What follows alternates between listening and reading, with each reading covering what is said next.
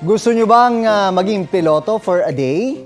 Sa Mandaluyong kasi binuksan ang kauna-unahang recreational flight simulator facility sa Pilipinas. Balitang hatid ni Jamie Santos. Nangarap ka rin bang makapagpalipad ng eroplano? Pwes, pwede nang hindi lang eroplanong papel ang iyong paliparin.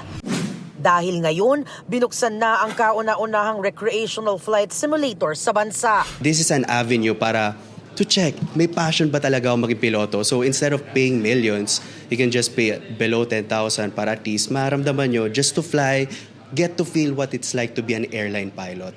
Pagpasok, may check-in counter.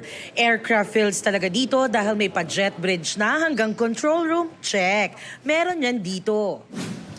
Pwede mo nang tuparin ang iyong dream maging pilot dahil pwede kang maging airline pilot for a day gamit ang kanilang Airbus A320 flight simulator.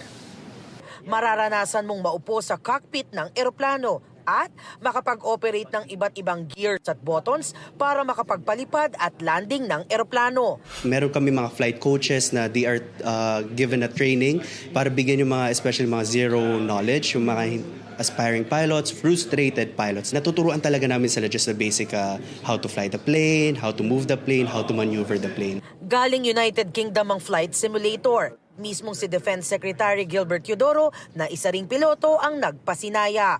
Sa mga nais sumubok, pwedeng mamili mula sa 30 to 120-minute session kasama na ang pre- and post-flight briefing sa halagang mahigit 8,000 piso. Jamie Santos, nagbabalita para sa GMA Integrated News. Kapuso, alamin ang maiinit na balita. Bisitahin at mag-subscribe sa GMA Integrated News sa YouTube. Sa mga kapuso abroad, samahan nyo kami sa GMA Pinoy TV at sa www.gmanews.tv.